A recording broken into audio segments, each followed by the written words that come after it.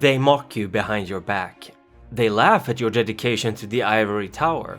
They pity you for the shackles your elders have chained you with. Yet none of them, not a single one, understands the price of peace. None of them have an inkling of an understanding of what you will sacrifice, what you have sacrificed, so that they may linger in their bars and clubs, drink from weak-willed mortals, and mock the very sect that fights tooth and nail to allow them this luxury and safety. Few things make me happier than being able to gaze upon a new member of the clan of kings, a young blue blood. I would introduce myself, but I should need no introduction, and if I do, you're already behind, so do try and keep up, otherwise you will embarrass all of us, and if there is one thing that our clan cannot abide is embarrassment. Now, you've been sent to me to explain to you a few things about our beloved clan of kings, and quite frankly, our innate superiority, our divine right to rule.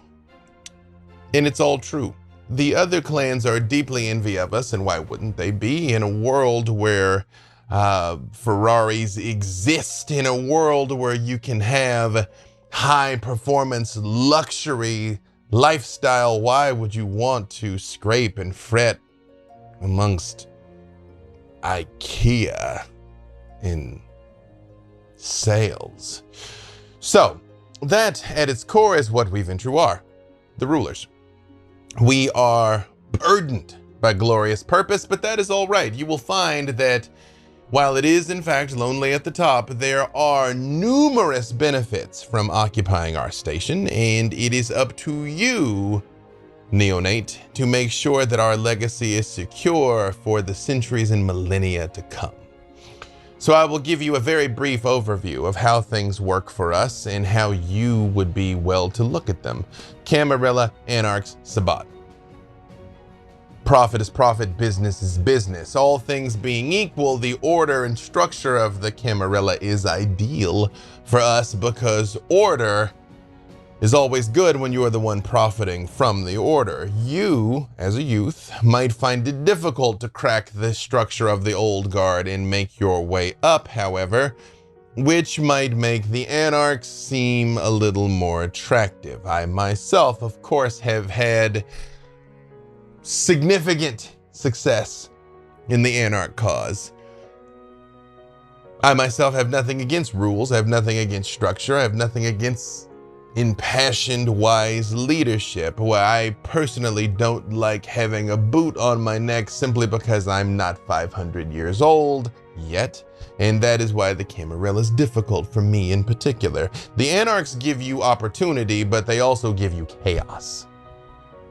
Chaos can be bad for business, or chaos can be a ladder. I myself have found a number of ways to weaponize and profit from it. You will have to find your own way in this matter, of course, but understand that it is in fact like herding cats. Super powered, rage-filled, oftentimes mindlessly disagreeable cats. But if you can find a few solid kindred that you can rely on. Note I said rely on, not trust. Trust is a strong word, and I do not recommend you use it, but rely on.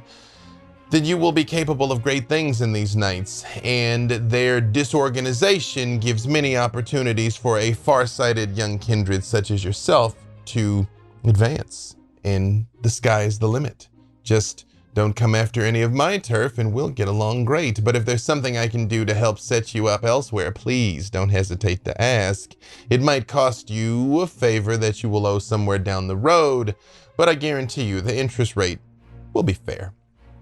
The Sabbat. Steer clear of them. Not many of us cross over into the Sabbat, although they do exist. I think probably... Well, I would tell you some examples of Sabbat Ventrue that I can think of, but I don't want to name names openly. But I think if you look at the heads of most major social media companies, you will find a few Sabbat Ventrue profiting from materially, but also sowing untold seeds of chaos. The Sabbat exist by embracing the beast, by choosing to be monsters and wearing it as a badge of pride, which is difficult to do when you are royalty, although I can see a certain amount of liberation that comes from dispensing with certain trappings of existence, but they are an existential risk to all of us. The Masquerade is a shield for all kindred, and the Sabbat jeopardize it at not just their peril, but ours. They will speak to you with honey words, they will promise you the world, as will all other kindred, but understand at the end of that road lay nothing but madness. I think one thing we Ventrue are especially good at is shepherding our fellow kindred, I won't say brothers and sisters, but our cousins, our nieces and nephews, even through these nights. They don't often understand the need to take a broader view of things and play a longer game. When rage in your heart builds up, it is easy to do things hastily. Try to never act hastily. You now lead an existence where machinations that may take decades or possibly even centuries to come to life are incredibly valid and, dare I say, necessary. Outwit, outplay, outmaneuver your foes. Make them friends if you can, and destroy them utterly if you can't.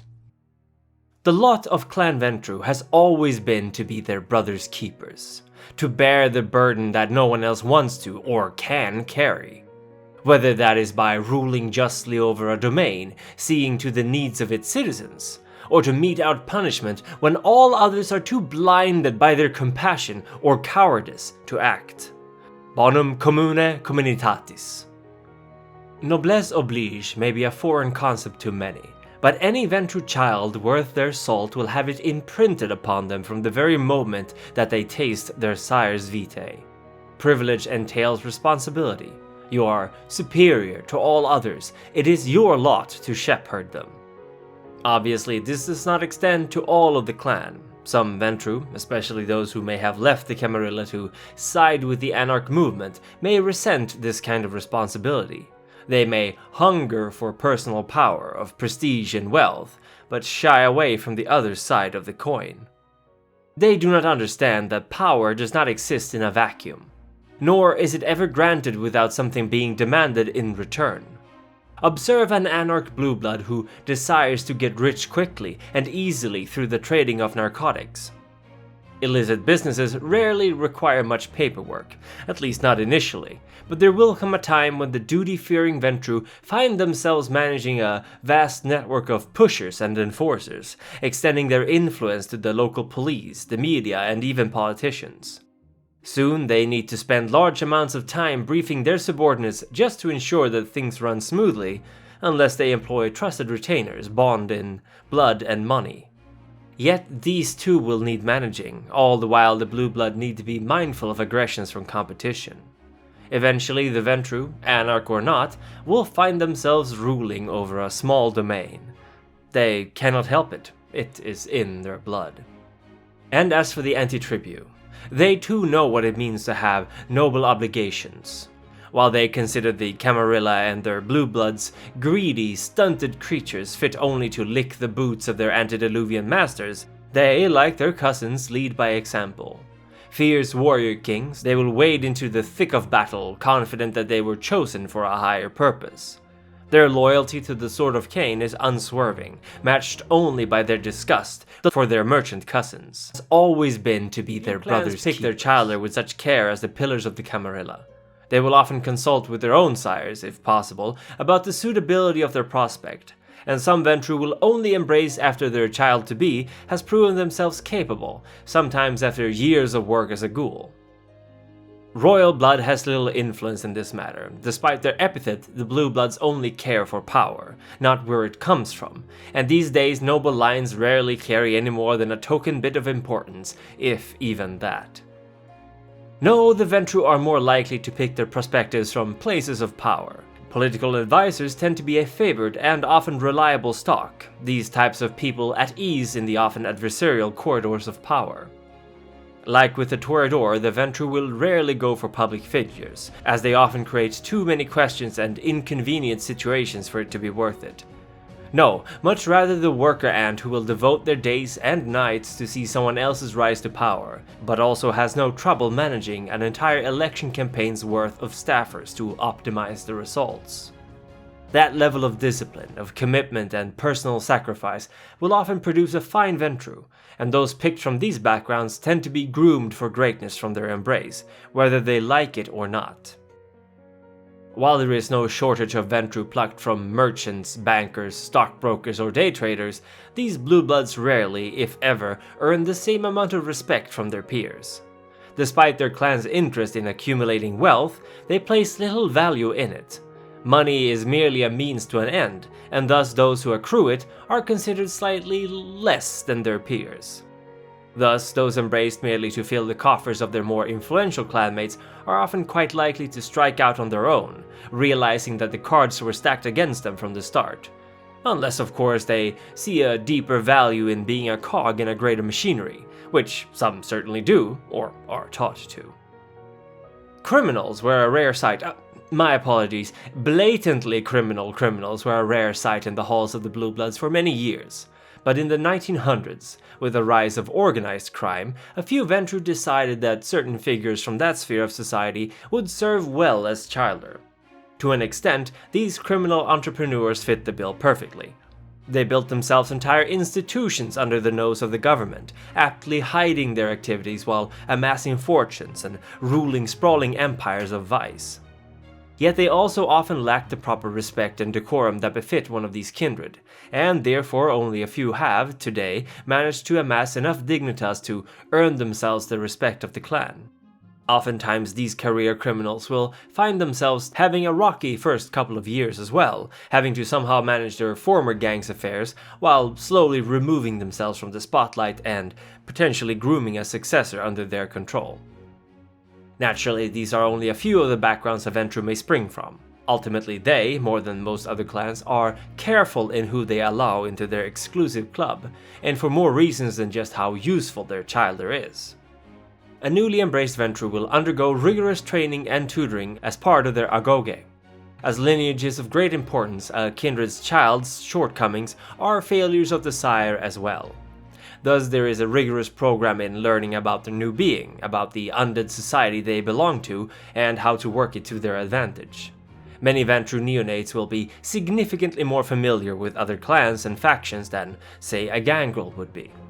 This amount of learning is necessary, however, because releasing a child without the proper testing, and tested they will be, both by sire and by other Ventrues, is exposing them, and subsequently yourself, to a great risk of losing Dignitas. Dignitas is a concept almost unknown of outside of Clan Ventrue, and for a good reason. It is, in one word, face. It is the measure of a Ventrue, the weight of their words, the deeds in their past. Dignitas is everything to a socially minded Ventrue, and one of the main reasons why a blue blood may choose to defect to another sect.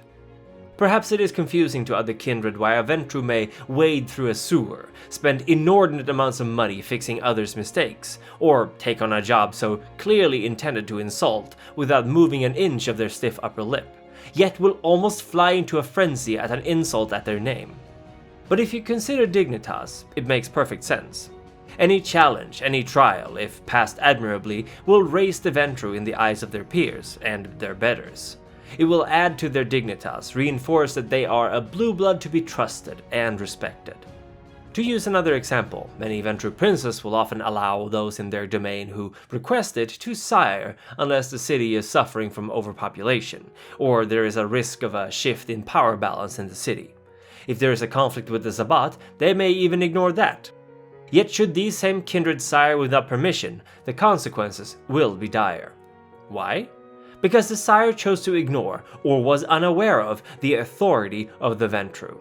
This reflects poorly on the leader, who lacks the respect from their subordinates.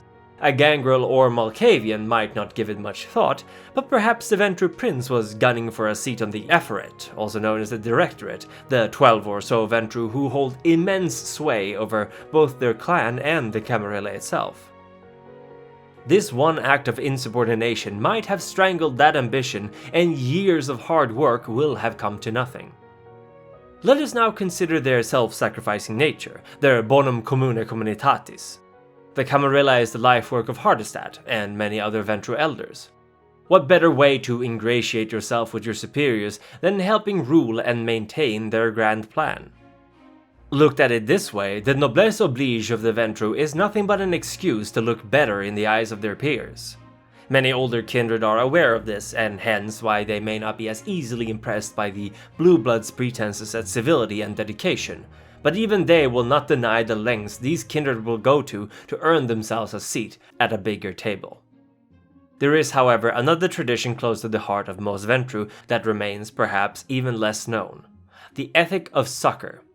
Other clans like to brag about clan unity, but few can match that almost fanatical need to help a fellow blue blood in distress as the Ventrues.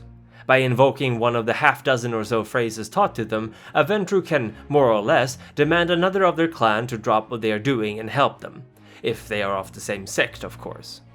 Abusing the ethic of succor is a dangerous gamble, and one who is found out to have invoked its ancient tradition under false pretenses, or worse, to gain advantage over another Ventrue, may find their dignitas falling so low that it may never recover.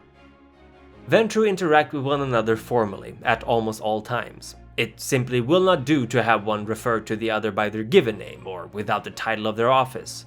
Only the most intimate blue bloods will act this way, and then usually only in private. Thus they come off to others as cold and distant, businesslike, and never letting their hair down.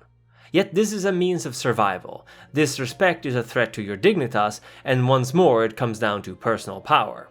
You may never know if this caitiff has powerful friends, or is even influential themselves, so it is proper to always act with a certain distance and begrudging respect, in order to not accidentally insult someone important. There is of course the need to remain controlled, to not show outbursts of emotions, regardless of their origin. Some struggle with this. Hardestat, for example, is said to have had a very fierce temper, yet they will do their utmost not to be roused to anger, sorrow, or joy too obviously. Decorum, as always, remains of utmost importance. The Ventrue are, despite their emphasis on courtroom battles, no strangers to martial pursuits. While they might not be leading armies into war these nights, many older sires will tutor their childer in swordsmanship and other fine forms of combat. If not for tradition's sake, then in order to defend their domain against all who threaten it. Ventrue, like the Toreador, wield the discipline of presence. With but a thought, they can become the center of attention, and they often use this power to ensure that their words are heard by all present, or that the room remains silent as they speak. Dominate, however, is much more straightforward and is a power that, unlike presence, utterly breaks down the mental defenses of their victims. A Ventrue may make an enemy attack their own allies, or convince someone to climb out on a ledge of a penthouse window. They can turn enemies into allies, or hide subtle commands in others to be triggered by certain key phrases or events. It is like a sledgehammer, but sometimes there is simply no time for finesse. Finally, the Ventrue are incredibly resilient.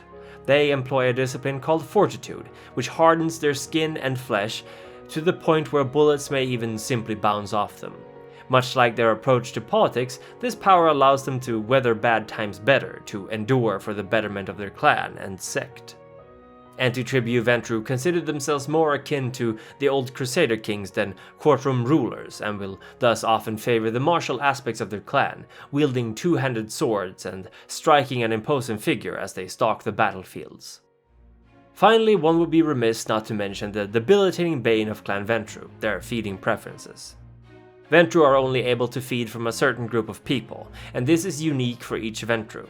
Some are fairly fortunate, perhaps their palate is towards drunkards or college students from their hometown. Unusual, but hardly rare.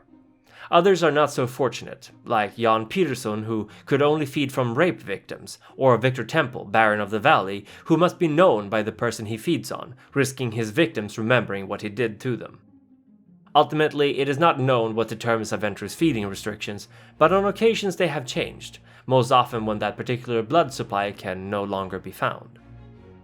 With the demands put on a younger neonate of this clan, is it any surprise that a significant amount of them have opted to leave the Camarilla behind? In a pyramid scheme where your seniors never die, eventually you will remain locked in place with no hope of progression. What will you do then, but the will of your elders, until the final night is upon you?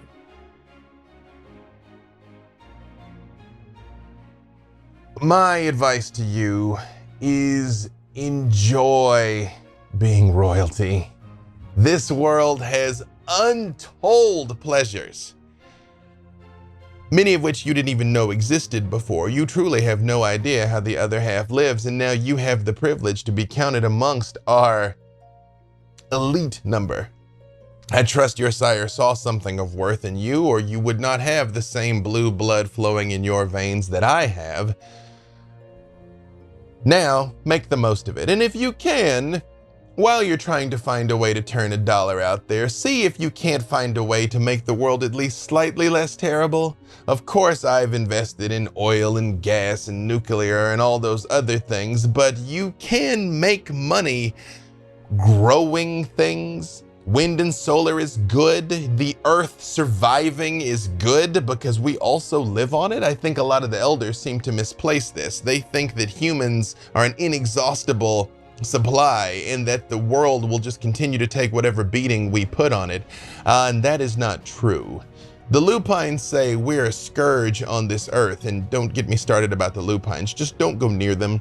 If you see any wolves, leave, run.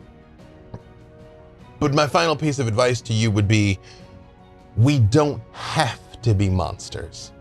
The centuries don't have to turn us into something terrible.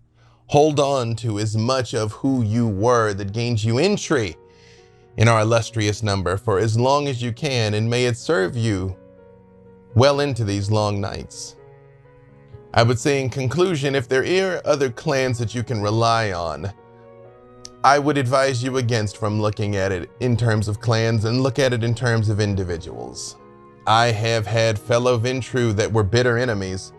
I've had the ugliest of Nosferatu as dearest friends. Find those that you can rely on, and I say again, trust would be a strong word, but simply rely on.